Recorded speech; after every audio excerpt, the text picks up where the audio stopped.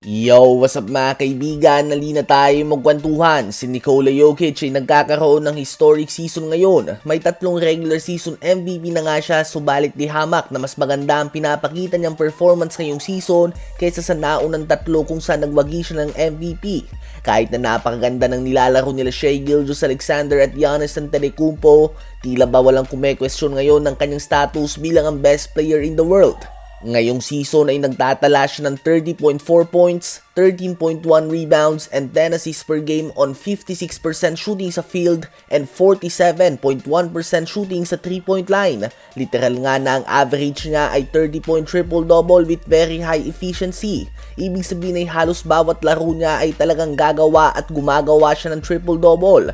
Ang Denver Nuggets ay may napakagandang record din. May record sila na 25 wins and 16 losses. Hindi nga sila nalalayo mga kaibigan sa 3rd seed ng Western Conference. Ganun pa man, bagamat nagtatala ng historic stats si Joker, tila ba hindi nga ito magiging sapat para mag-uwi siya ng regular season MVP ngayong taon.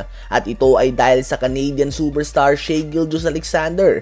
May average siya na 31.6 points, 5.4 rebounds, and 6 assists per game on 53.1% shooting sa field. Pinapangunahan niya din nga ang young OKC team sa best record sa West na 34 wins and 7 losses. Kahit na napakatagal nang wala ni Chet Holmgren at labas-pasok pa sa kanilang lineup si Isaiah Hartenstein at Alex Caruso. At kapag sinamahan mo pa nga ito ng voters fatigue kay Jokic, hindi na nakakagulat kung si SGA nga maging MVP sa season na ito kahit na historic stats ang pinapakita ni Nikola Jokic. At base nga sa MVP ladder ng NBA.com ay number 1 din nga si SGA at pangalawa lamang si Joker.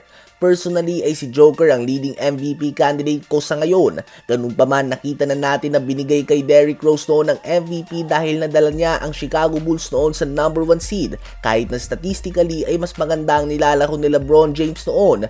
Nakita din natin na binigay kay Karl Malone at Charles Barkley ang dalawang MVP kahit na statistically ay mas deserve din ito ni Michael Jordan noon. Nakita din natin ito kay Steve Nash noon mga kaibigan na pangunahan niya ang Phoenix Suns sa top seed at sa palagay nga ng madami ay kay Kobe Bryant o Shaquille O'Neal dapat ang mga MVP ni Steve Nash. So hindi nga talaga malabo mga kaibigan na mangyari ang ganitong bagay sa season na ito. Sino ba sa palagay nyo ang MVP sa kalahati ng season na ito so far?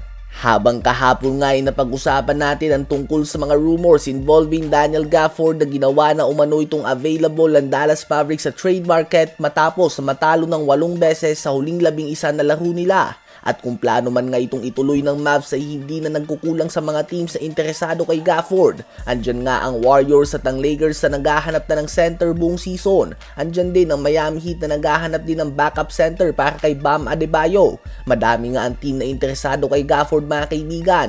Ang tanong lang ay kung handa nga ba ang Mavs na i-trade ito sa isang Western Conference team na posibleng lumakas at maghintinik pa sa kanilang daan pabalik sa NBA Finals.